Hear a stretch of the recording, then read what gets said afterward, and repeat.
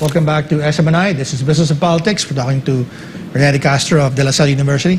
Sir, again, maybe let me circle back. Given all of these things that we have been talking about, what do we do, or is there anything we can do on the at least the foreign policy front? Well, of course, the trajectory right now, of course, is to strengthen the alliance, and of course, this is in lieu of the fact that from the perception of the president, we are dealing with China that's playing a very uncompromising game, a zero-sum game, and extremely very assertive in terms of its effort to control 85% of the South China Sea, and of course would lead for us to lose about almost 85% of our exclusive economic zone in the West Philippine Sea. So the only option for him right now, from his perspective, is to gravitate closer to the United States, so we could basically effect a certain balance against what is perceived as a very uncompromising China.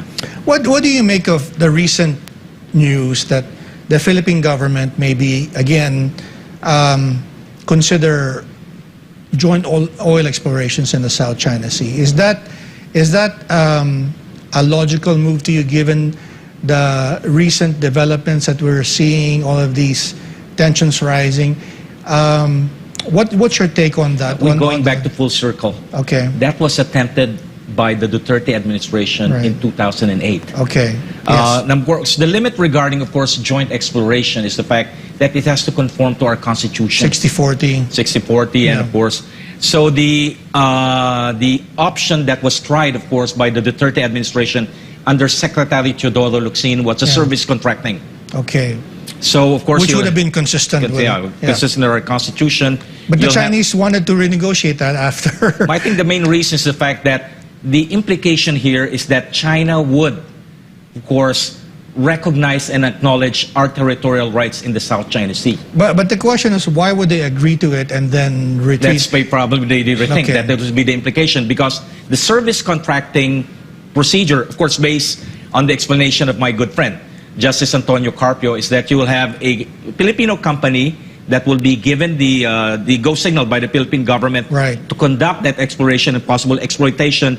Then it will subcontract a Chinese company, will actually do the dirty job. But then the Chinese realize, if they sign this agreement with the Philippines, they acknowledge Philippine law and they acknowledge our territorial rights over Reed Bank. By default, And that will, of course, mean China would be compromising. China would appear weak. China would lose that part of what it calls, waters within the 9-dash line. But do you think there is merit to revisiting that? I know that, having an arrangement that contradicts our constitution is a non-starter for the Philippines. But there's also some people who are saying that maybe having this type of joint project with the Chinese may be one way to tamp down the temperature in the South China Sea by focusing on cooperation rather than competition. Is there merit to that view? Yes, of course. The main challenge here is China is also willing to compromise. It takes two to tango. But the Chinese has always been uncompromising when it comes to this. But again, let me press you on that. Is it one Chinese view? Because a lot of some people would say that just like the Philippines, that there are many competing voices. I agree, right? That the Chinese are not a monolith, right? That there are, of course, diplomats or doves and hawks like there are in the Philippines. But what can be done, I guess, so that more of their doves talk to our doves rather than their hawks talking to our hawks? Yeah, that's ideal. I have no disagreement. What can be done? But the problem is, when it comes to the West Philippine Sea issue, South China Sea issue, it's very contentious. It's very contentious, especially on the part of the Chinese. The policy has been basically hijacked by the PLA. And of course, also the People's Liberation Army's Navy, along with the Coast Guard under the Oceanographic Affairs. So it basically takes a hardline approach. More significantly, of course, is the fact that the president of China right now, President Xi Jinping, is a known hardliner when it comes to territorial disputes, territorial issues. Our common friend, we were talking about her earlier, Dr. Clarita Carlos, who was with the NSA, at one time had brought up the possibility of maybe coming up with a fishing agreement with the Chinese. What do you think of that approach? Maybe along the lines of what we were talking about earlier about joint oil exploration, maybe finding other ways or other areas where cooperation could be explored. Could be possible. What would be the right conditions for the Philippines to consider that? Well, the problem is also from the perspective of Chinese. The Chinese always look at Philippine action as something, you know, always under the shadow of Washington, D.C. Okay, so they suspect There's always suspect that behind every action, even when we filed the case against China in the Permanent Court of Arbitration, although in reality, we never consulted the Americans. What's the point of consulting the United States? Anyway, the United States is not a party to the United Nations Convention of the Law of the Sea. China would always view it that's something. We got the message all the way from Washington, D.C. Okay. So that's a challenge here. So how do we act now in a way that, of course, serves our national interest without necessarily sending the wrong message to the Chinese that we are doing America's bidding, that we are instead behaving in our own interest? I'm talking about, of course, EDCA, the Balikatan exercises. I mean, people would say that, you know, the Philippines should develop at least a minimum credible defense. That's the point, right? But how do we do that without necessarily antagonizing China and making things worse? Well, of course, President Marcos has already indicated. He sent a number of signals. Number one, he explained that we are not hosting American bases. Okay. EDCA, of course, EDCA locations, EDCA sites are within Philippine bases. Okay. There are no American bases here. And of course, his assurance that he expressed to China 2 or 3 days ago that this is primarily a defensive action. Okay. Basically impressing both to the Chinese and Americans, we'll try our best to have control over American forces if they are, of course, deployed in those Philippine bases. Okay. Hopefully that could assure China. Right. But we simply don't know how it is viewed, of course, in Beijing. Yeah. Well, my reading is that it's being read very skeptically by the Chinese. I don't know if your I think so, because they're also looking at it not only in terms of the West Philippine Sea, they're also looking at it in terms of Taiwan. Yes. Which to them is the most important core interest. Right. So I guess that's the question, right? I mean, how do we give assurances, or can we give assurances? Well, we can give assurances, but whether those assurances would be, of course, be accepted by the Chinese is not another matter. Right, because you know when you look at the reactions from China, they're saying things like actions speak louder than words.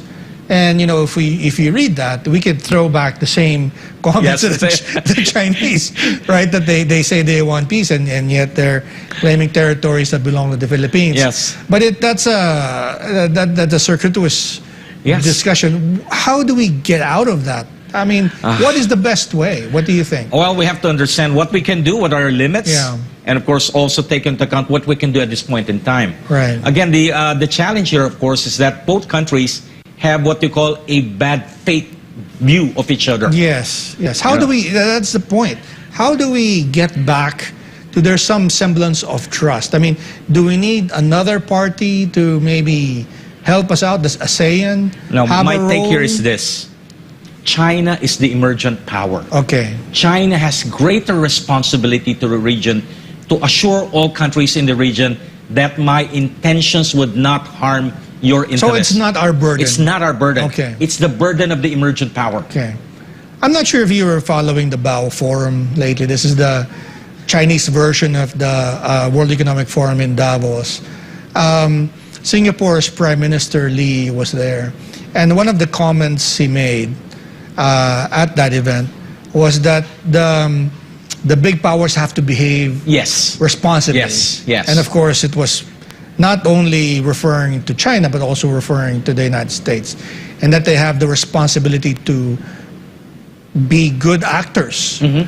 How can we make that message sink in? Because, as you said, they don't have to listen to us because we are the lesser power in the table, in the situation here. Well, between these two great powers, China and the United States, China, of course, has the greater responsibility. Okay. Because China is the one that's trying to change the international order.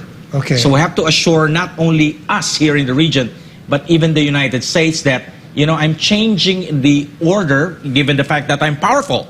I have the means to change its order, but not at your expense. It will not be a zero-sum game. Right. China often accuses country, the Philippines, especially the United States. I don't want you, to play a zero-sum game. Right. But China also would have to look at itself.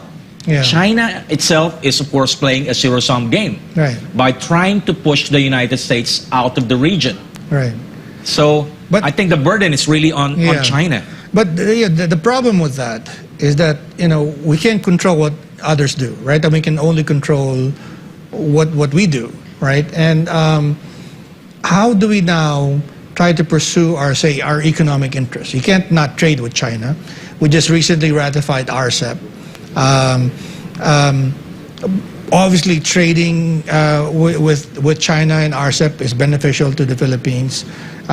Getting investments from China will be beneficial for the Philippines. How do we do that? President Marcos was just in Beijing in January, but of course, right after that, there was an announcement on EDCA. How do we now follow through on? I think there were like 13 or 14 commitments made during that Beijing visit. What do we do? Well, I think the challenge for us is not to be simply dependent on China. Okay. I think we have to basically look in terms of diversification. Okay. You have Japan, still have the third largest economy in the world. Major infrastructure projects here are being, of course, funded by the Japanese. Right. We also have to look at South Korea. We even have to look at the European Union. Right. So again, just to avoid us from being caught in the middle of two competing powers. In terms of economics, the rule of the thumb is diversification. Right. Also in respect here, we have the United States as an ally, but we also have to explore security partnerships with other like-minded countries. And of course, we also have to rely on ASEAN. I see. So in trade and security, would it be too correct to say don't put all your eggs in one basket? That's it. All right. That's easier said than done, of course. Yeah, of course. We'll be right back with Professor Renato de Castro. This is SMNI. Please stay tuned.